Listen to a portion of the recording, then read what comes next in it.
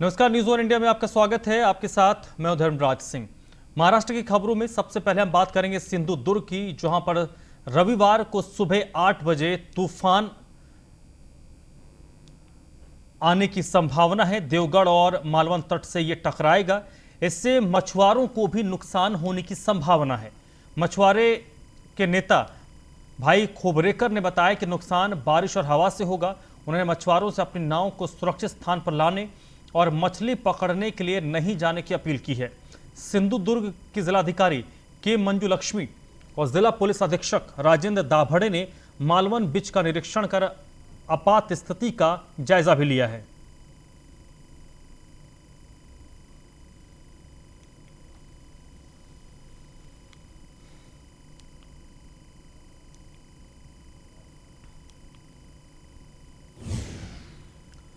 भारतीय मौसम विभाग ने 16-17 मई को रायगढ़ जिले के तट पर एक चक्रवात की चेतावनी दी है।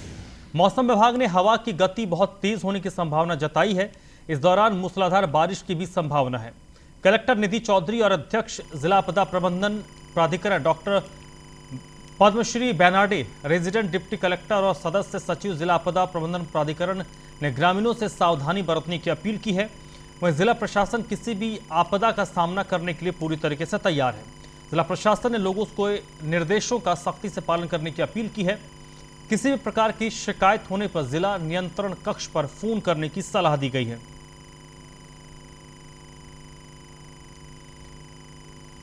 तो ये जो चक्रवाती तूफान है, इसके कल सुबह तट से टकराने की आशंका जताई जा रही है। इस दौरान मूसलाधार बारिश होगी। जो मछुआरे हैं उनको समुद्र से दूर रहने को कहा गया है। मछली पकड़ने से जाने से रोका जा रहा है और इस दौरान तेज हवा चलने की भी अंदेशा है और मूसलाधार बारिश भी आसपास के इलाकों में होगी। महाराष्ट्र में कोरोना के नए मामलों में रोजाना कमी आ रही है। हालांकि मरने वालों की संख्या जरूर राज्य सरकार के लिए एक चिंता का सबब बनी हुई है। शुक्रवार को राज्य में 40,000 से भी कम मामले आए, जबकि मुंबई में भी 1657 नए मरीज मिले हैं, जबकि 62 लोगों की मौत हुई है। ये लगातार छठा दिन है जब महाराष्ट्र में 50,000 से कम मामले आए हैं। स्वास्थ्य विभाग के आंकड़ों के मुताबिक महाराष्ट्र में शुक्रवार को कोरोना के 39,923 नए मरीज मिले, जबकि इस दौरान 53,249 लोग डिस्चार्ज हुए। इस दौरान 695 लोगों की जान चली गई।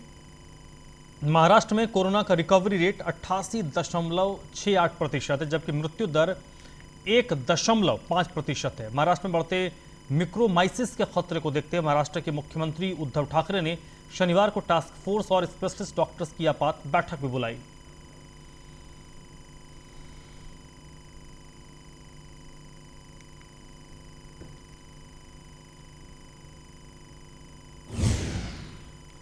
तोते तूफान पर मुंबई के सभी कोविड सेंटर्स को अलर्ट जारी किया गया है, जिसके कारण मुलुंड जंबू कोविड सेंटर के करीब 100 मरीजों को मुंबई के ही अन्य कोविड सेंटर में शिफ्ट कर दिया गया है।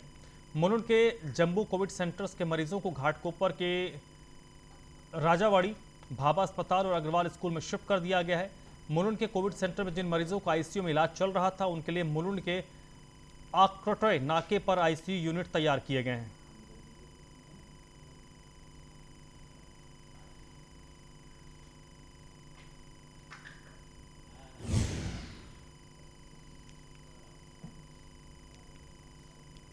प्रशासन ने अपनी तैयारियां कर ली है। मुंबई के समुद्री इलाके की बिजली काट दी गई है और मुंबई के मुलुंड कोविड सेंटर से मरीजों को अन्य सेंटर में शिफ्ट कर दिया गया है। लेकिन तोते तूफान का खतरा आने वाले 48 घंटों तक मुंबई पर बने रहने की आशंका जताई जा रही है। अजय कल्याण ने न्यूज़ वन इंडिया। महाराष्ट्र के पालघर के जवार विक्रमगढ़ तालुका में कोरोना को मात देने के अंधविश्वास का मामला सामने आया है। इस घटना की जानकारी मिलने के बाद पुलिस ने झाड़ फूंक करने वाले बाबा के घर पर छापा मारा। पुलिस ने मामले में 27 लोगों को गिरफ्तार किया है।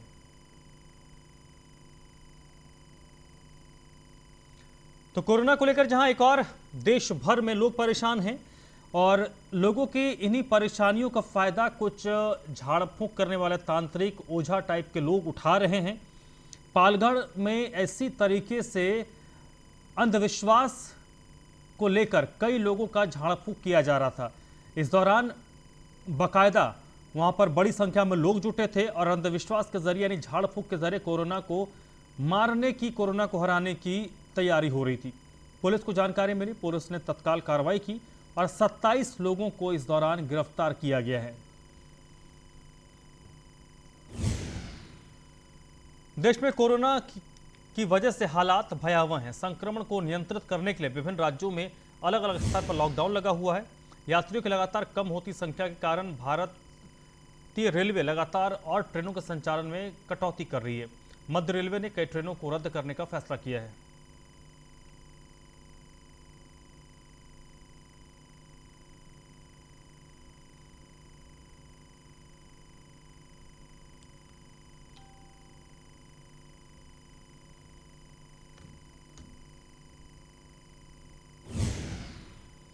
मराठा आरक्षण को लेकर महाराष्ट्र में विपक्ष और राज्य सरकार में घमासान जारी है। विपक्षी नेता देवेंद्र फडणवीस ने महाविकास आघाड़ी सरकार पर निशाना साधा। उन्होंने कहा कि हर चीज को केंद्र में धकेलना और खुद कुछ न करना सही नहीं है। मराठा आरक्षण को लेकर केंद्र सरकार ने हमेशा बहुत स्पष्ट भूमिका निभाई है। अब केंद्र सरकार ने पुनर्विचार याचिका दायर कर अपनी स्थिति को दोहराया है।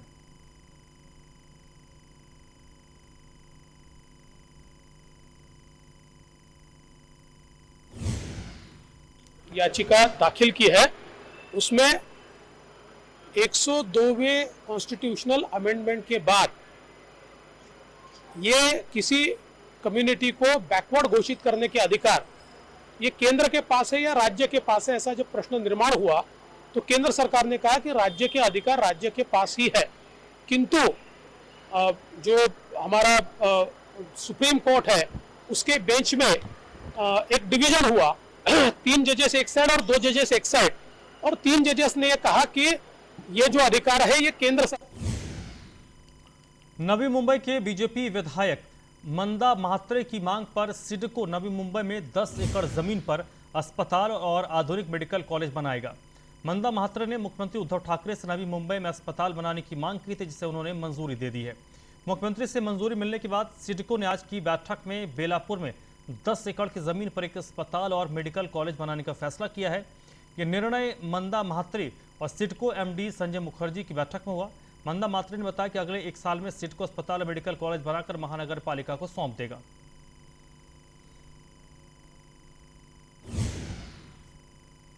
देखिए, कोविड का प्रादुर्भाव बढ़ते जा रहा है, ऐसे में तीसरी लाट आएगी, ऐसे अपने चैनल में और सभी महाराष्ट्र में, पूरे देश में ऐसे कहा जाता है कि बच्चे जो है, छोटे बच्चे, युवा है, उनके लिए काफ़ी खतरा है।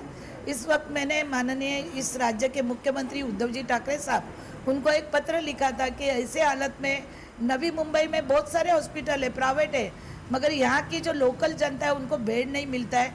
महानगर पालिका ने अभी कोविड सेंटर एग्जीबिशन सेंटर में किया है, बहुत सारे समाज मंदिर में किया है, बहुत सारे स्कूल में किया है, फिर भी लोगों की संख्या दिन ब दिन बढ़ती जा रही है। ऐसे में एक सुसज्ज हॉस्पिटल और मेडिकल कॉलेज होना नवी मुंबई में बहुत सारी जरूरत। महाराष्ट्र के पूर्व मुख्यमंत्री और बीजेपी नेता देवेंद्र फडणवीस ने सोनिया गांधी को एक खत लिखा है। इसके जरिए उन्होंने कांग्रेस को एक रचनात्मक विपक्ष की भूमिका निभाने की नसीहत दी है। पत्र का एक बड़ा हिस्सा इसी बात पर है कि कांग्रेस के समर्थन से बनी महाराष्ट्र सरकार राज्य में कोरोना महामारी से निपटने में नाकाम रही है। पत्र में उन्होंने लिखा है कि आशा करते हैं कि आप स्वस्थ एवं कुशल होंगी।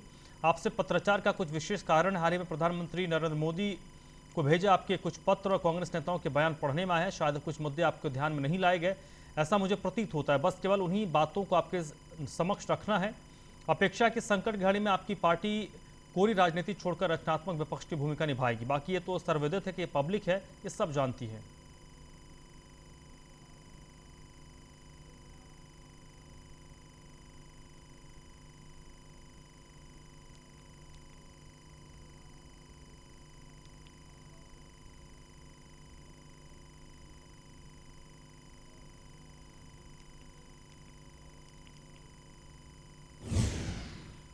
महाराष्ट्र में कोरोना की दूसरी लहर ने हाहाकार मचा रखा। जल संसाधन मंत्री जयंत पाटिल ने बताया कि महाराष्ट्र सरकार इस संकट के साथ कैसे मुकाबला करना है, इसके बारे में गंभीरता से विचार किया जा रहा है।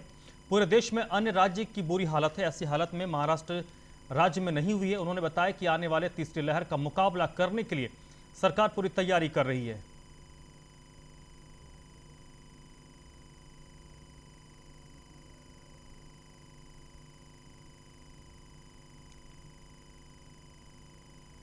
में आज जो माहौल है, जो परिस्थिति निर्माण हुई है, गंगा नदी में डेड बॉडीज़ छोड़े गए हैं, ऐसी तो बुरी हालत महाराष्ट्र में नहीं है। अन्य राज्यों, गुजरात हो, मध्य प्रदेश हो, दूसरे राज्यों के माध्यम से जो वहाँ काम हो रहा है, उससे कई गुना अच्छा काम महाराष्ट्र में महाराष्ट्र सरकार ने किया है। ऐसी सराहना प्राइम मिनिस्टर साहब ने भी इन दिनों में की थी और हमें लगता है कि आने वाली तीसरी वेव जो है उसका भी मुकाबला हम डट के कर सकते हैं। पूरे देश में जालना शहर के चंदन जीरा पुलिस स्टेशन में हत्या के आरोप में गिरफ्तार आरोपी पानी पीने के बहाने पुलिस थाने से फरार हो गया, जिसके बाद पुलिस निरीक्षक यशवंत यादव ने विशेष दल का गठन कर आरोपी को गिरफ्तार किया है। पुलिस निरीक्षक यशवंत यादव ने कहा कि आरटीओ कार्यालय के रोड पर लक्ष्मण उमरे की हत्या की गई थी, जिसके बाद 2 आरोपियों को हिरासत में लिया गया। इसके बाद थाने से पानी पीने के बहाने एक आरोपी फरार हो गया। इसके बाद उसे गिरफ्तार कर लिया गया है।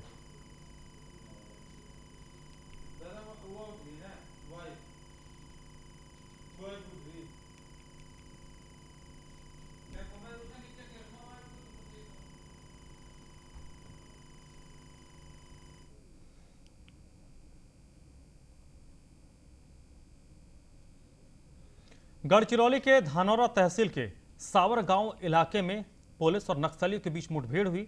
इस मुठभेड़ में 2 नक्सली ढेर हो गए हैं। वहीं घटनास्थल पर सर्चिंग अभियान इस वक्त पुलिस की ओर से चलाया जा रहा है।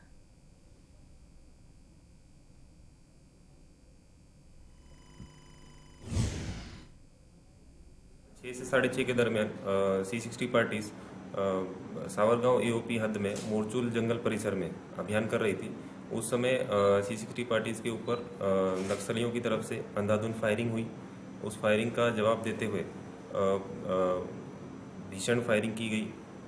फायरिंग के बाद में जब उस परिसर को सर्च किया तो उस परिसर में 2 नक्सल की मृतदेह पाई गई। साथ में भारी मात्रा में एक्सप्लोजिव्स, IEDs और 2 वेपन बरामद किए गए, जिसमें एक SLR और एक 8mm राइफल है। जो 2 मृतदेह नक्सल के मिले हैं उसमें एक प्लाटून 15 का कमांडर राजा मडावी है। मराठा आरक्षण को लेकर हिंगोली शहर के गांधी चौक में मराठा शिव सैनिक सेना की ओर से प्रदर्शन किया गया। इस दौरान आंदोलनकारियों को पुलिस ने हिरासत में लिया है।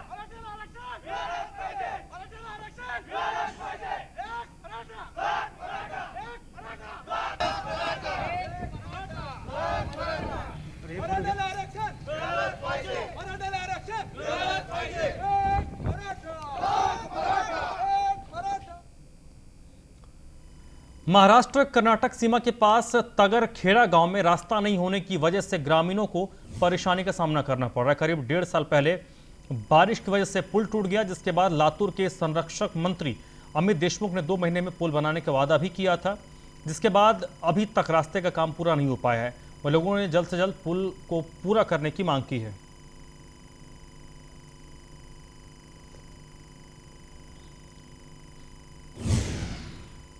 यहाँ पे पुल देखे सो है वो पूरा अतिवृष्टि से फ्लड से पूरा यहाँ पे नुकसान हो गया सो है। लातूर जिले के पालक मंत्री अमित जी देशमुख ने 18 अक्टूबर 2020 को ये पुल की पानी की थी और सब हमारे ग्रामस्थों को वचन दिया था कि यहाँ पे कम से कम 1-2 महीने के अंदर ये अपना पुल का काम जो है पूरा करके हम देंगे। अभी तक ये पुल का काम 1.5 साल हो गया है। ये जो पालक मंत्री अमित जी देशमुख साहब लातूर के अभी तक ये पुल का काम नहीं किए। और औरा शाहजनी इतनी बड़ी बाजार पेठ है लातूर जिले में, सबसे बड़ी बाजार पेठ बोल के औरा शाहजनी का नाम आता है। और हमारे सभी ग्रामस्थों को औरा शाहजनी जाने के लिए यहाँ से वरंडी आने वाले हैं लोग हैं, यहाँ से उदगिर से लोग आते हैं। इतनी बड़ी रहदारी यहाँ पे सब किसान लोगों की है। यहाँ पे चंद्रपुर में बारिश से मौसम सुहाना हो गया। जब बारिश से लोगों को राहत मिली है, वह बेमौसम बरसात होने से डायरिया, बुखार और सर्दी खांसी जैसी बीमारियों का खतरा बढ़ गया है। आपको बता दें कि चंद्रपुर में इन दिनों 43 डिग्री के ऊपर टेम्परेचर है। 43 डिग्री के तापमान की गर्मी के बीच हुई बारिश से लोगों को राहत मिली है, लेकिन बिन मौसम बरसात से यहाँ बीमारियों का खतरा भी बढ़ गया है।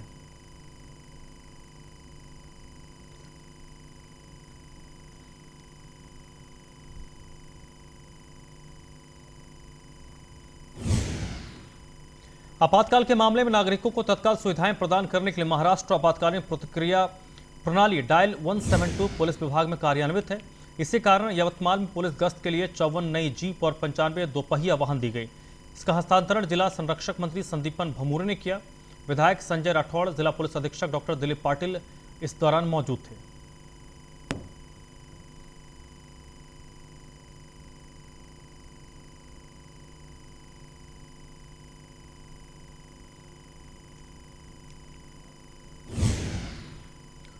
महाराष्ट्र कर्नाटक सीमा पर लॉकडाउन का सख्त पालन कराया जा रहा है।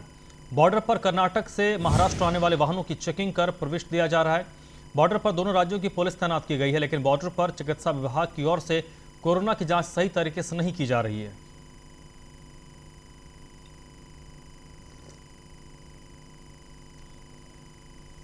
के पास है क्या आपके गाड़ी का? हाँ, गाड़ी का है सर।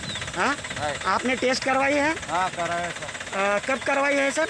हम ये अभी तो नहीं करा, पहले कराया। हमारे को कुछ भी नहीं है। कुछ भी नहीं है। आप कहाँ से आए हैं? डीलर से। आप कहाँ जा रहे हैं? उमरगा।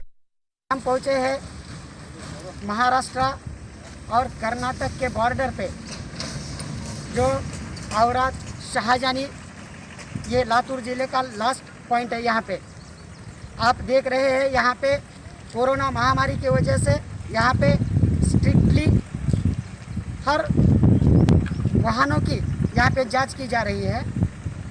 बिना पास या बिना टेस्ट किए हुए लोगों को यहाँ से वापस भेज दिया जा रहा है। इस वजह से महाराष्ट्र और कर्नाटक में के जो आने वाले और जाने वाले जो लोग हैं, उनको बहुत से दिक्कतें आ रही है।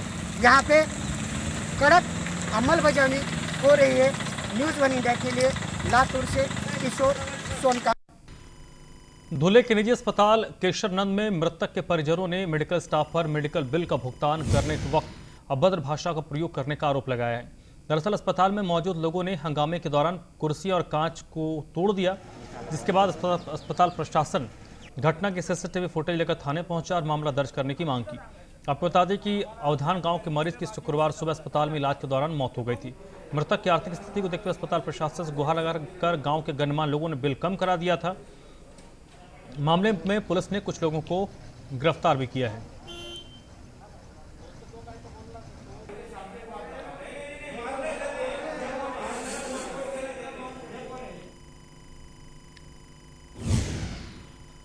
रायगढ़ जिले में पिछले कई दिनों से आग की घटनाओं में बढ़ोतरी हुई है। पेंच शहर के बैकुंठ धाम कब्रिस्तान में अचानक आग लग गई।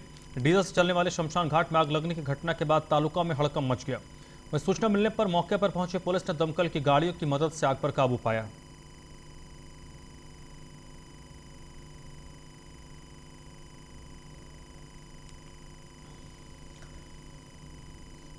रायगढ़ जिले में आग की घटनाओं में लगातार इजाफा हो रहा है। पेड़ शहर के बैकुंठ धाम में आग लग गई और लगातार जिस तरीके से जिले में आग की घटनाएं बढ़ रही हैं, ये चिंता का सबब है।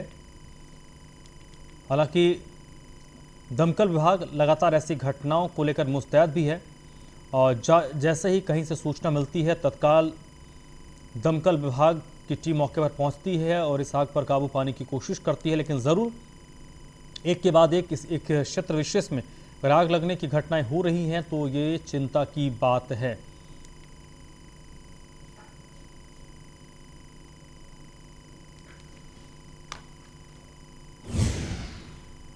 इस बुलेटिन में फिलहाल इतना ही।